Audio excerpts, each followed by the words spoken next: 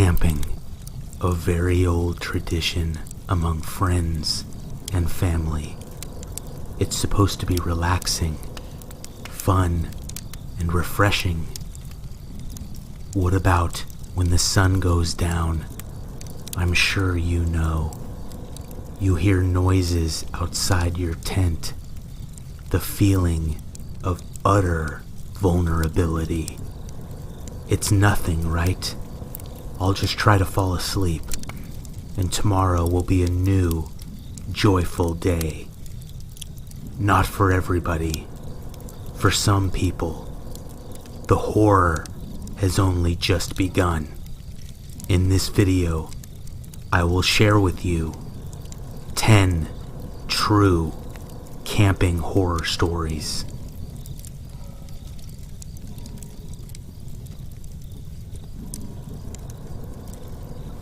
I was camping with my cousins when we were all kids when this happened, about 15 years ago.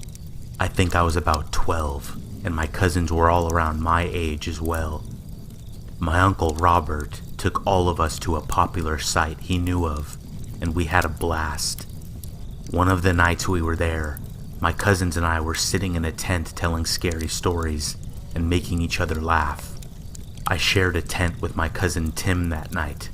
Before I tell you what happened in the middle of the night, I need to tell you that the plastic cover that drapes over the top of the tent for privacy reasons was missing on our tent. So as we lay there, we could see the trees and some stars through all the branches. Right before we went to sleep, Tim was making me laugh, and he was in a great mood. At some time in the middle of the night, I awoke to Tim huddled up next to me, bawling his eyes out. I asked him what was wrong, and he said a few minutes earlier he woke up and saw a man standing over our tent, looking down at us. He said the man put his finger to his mouth and made the shh sound, and then smiled. Tim was sobbing while he told me this, and I asked if he was sure it wasn't Uncle Robert, and he said yes, and that the man stood there for like 5 minutes looking at him before walking away. The next day after hearing Tim's story, my Uncle Robert and the rest of us packed up all of our stuff and left.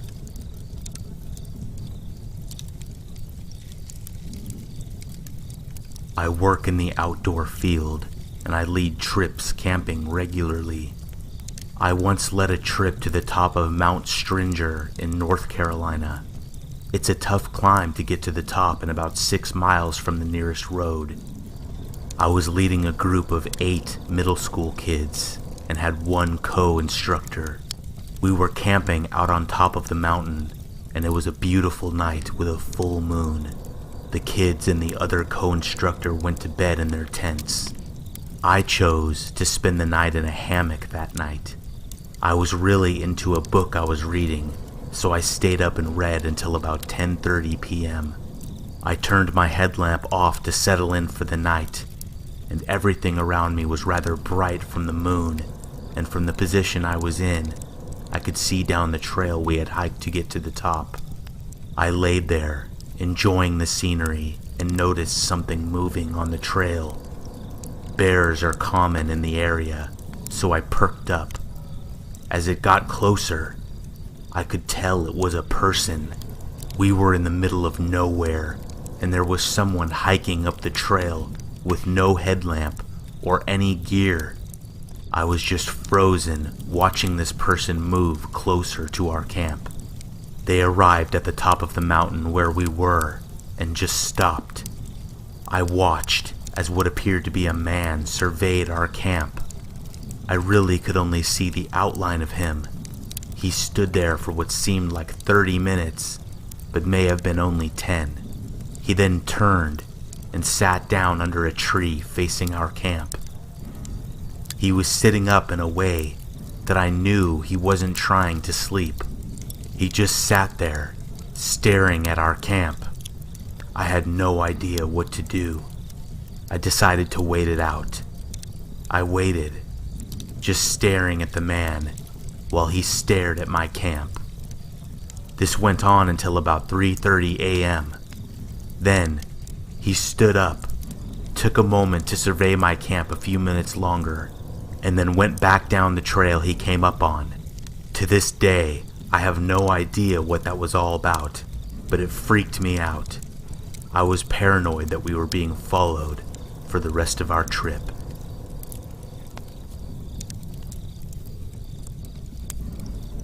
I took my kids camping a while back. We hiked over to a cave I knew of one day. It was a popular spot, but we had the place to ourselves. You can walk through it in about 30 minutes without too much difficulty. It has a tiny exit at the opposite end. It was pretty muddy, so we decided to turn around and head back to the entrance. Halfway back through the cave, there was a lit candle sitting about 8 feet up on one side. It was definitely not there on the first trip through. I went into full-on protective dad mode, knowing there was likely someone hiding in the dark while we walked the rest of the way out.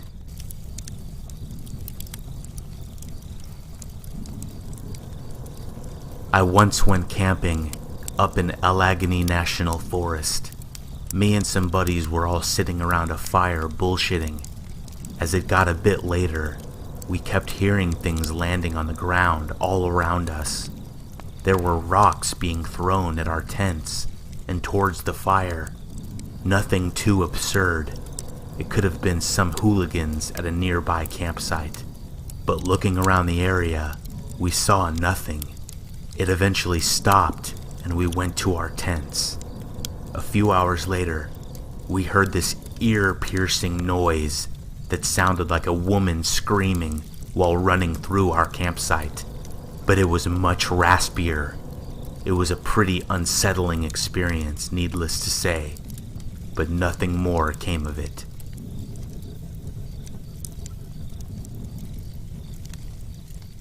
I've been camping my whole life. It's what I did for fun a lot of the time growing up. Thankfully, I found a wife who is into it also, and we've done a ton of backpacking and camping together. A few years ago, we were in the middle of nowhere in Maine, backpacking in the day, and just walking off the trail into the woods to sleep at night. We're carrying about 10 days worth of food and are deep in the woods. We haven't seen another person in a few days. This is our primary goal, to get away from it all. Normally, I like to just sleep under the stars, but it was drizzling a bit, so we set up our tiny 2-person tent and went to sleep. Around sunrise, I wake up and I'm sitting right outside the tent putting my boots on while my wife is still asleep. About 30 feet from our tent, I see this dude just standing there looking at me. I say something stupid to him like, "Good morning, please don't eat us." He just looked at me for a few seconds and turned around and walked into the woods. We were there for another 4 days after this, and I kept waiting for him to jump out from behind every fallen log. I still have no clue how this dude found us or what his deal was. I think about him a lot, trying to figure out what life path led him to our tent that morning.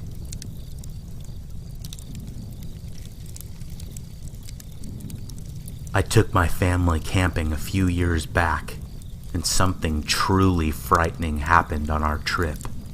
We were at a campsite with tons of other people surrounding us. We were in the campsite Owl, and a few hundred yards all around us were the campsites Wolf, Bear, and Hawk. On our first day at the site, my daughter made a friend, another little girl her age. Later that night, my daughter's new friend approached our campsite and asked if my daughter could go over to hers for s'mores.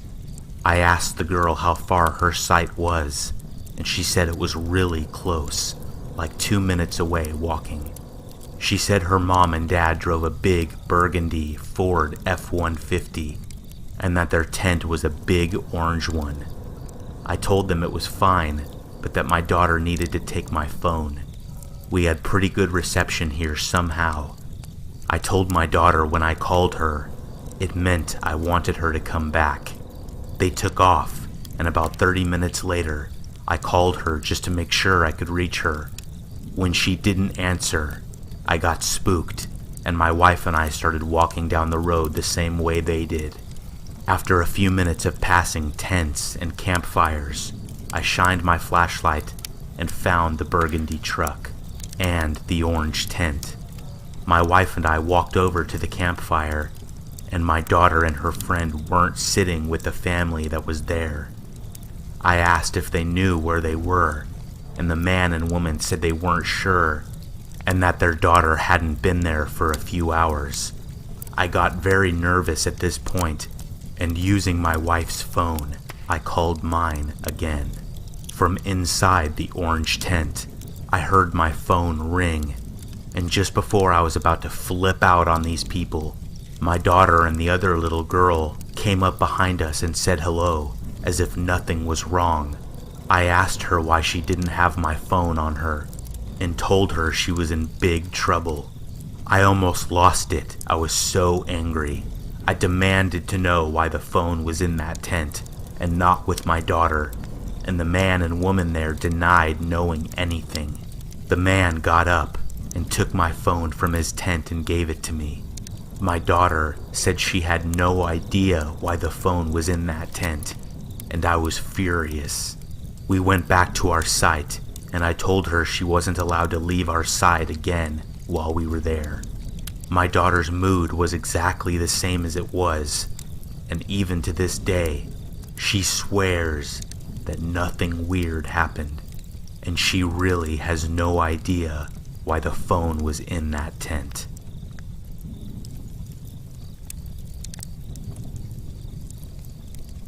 When I was a kid, I was camping with my friend and his dad. We went hiking along a coastal national forest area, and I went alone down an overgrown side trail to go pee. I noticed a stench from the main trail that we figured was a dead animal somewhere nearby.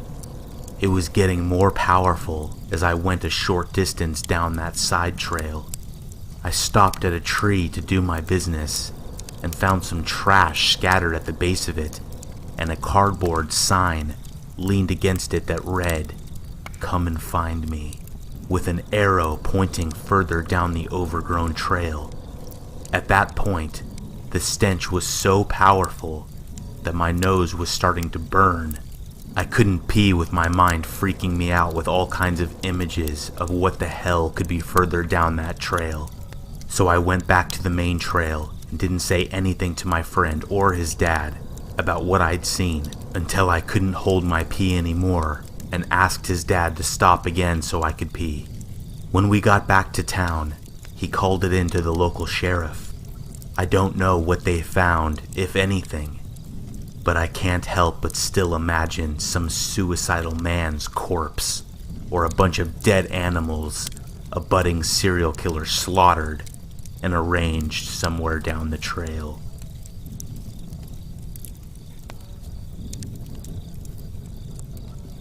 We were camping. We had 2 tents. They were next to each other about 5 feet apart in the middle of the mountains. I had my 3 little brothers in one tent and me and my girlfriend in the other. It's nighttime and we just put the fire out. It's very dark outside. Everyone is in their respective tents snoozing off into dreamland. About an hour later, I'm the only one awake, just daydreaming. Suddenly, I hear soft, human-like footsteps circling our tents over and over. Confused, I ask who is out there, with no response but continued footsteps. So I stepped outside. I saw no one. The footsteps stopped. I go back into my tent, and the footsteps start again. I make my presence known and go back out. Nobody. Footsteps stop again. Of course I check on my brothers, but they are asleep and sound. I repeat this same process about 4 to 5 times, believe it or not. Every time I stepped out of my tent, the footsteps stopped. I ended up falling asleep to the sound of the footsteps. When morning came, I asked my brothers how they slept, and they responded with, "Fine, except for you walking loudly all around the goddamn campsite all night."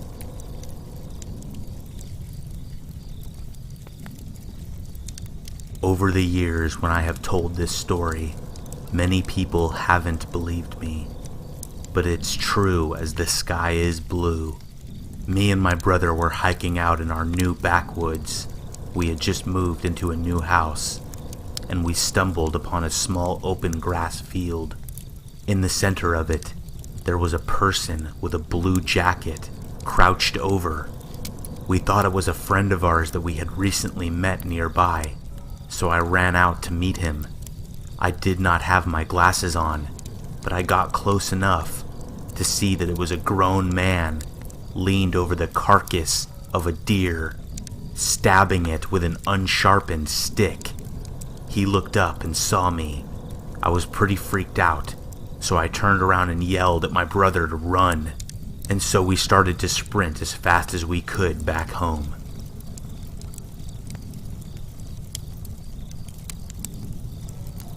I went camping with a summer program when I was 16. 12 other guys being managed by 4 adult men, and we were having a great time. S'mores, hot cocoa, campfire stories, the works. We all had to be in our tents and either sleeping or quiet by 11 p.m. I was in a tent with 2 other guys staying up later just talking. Typical teenage guy stuff. As one guy is talking, I start to hear heavy breathing nearby, like someone had just been running and is out of breath. I keep listening.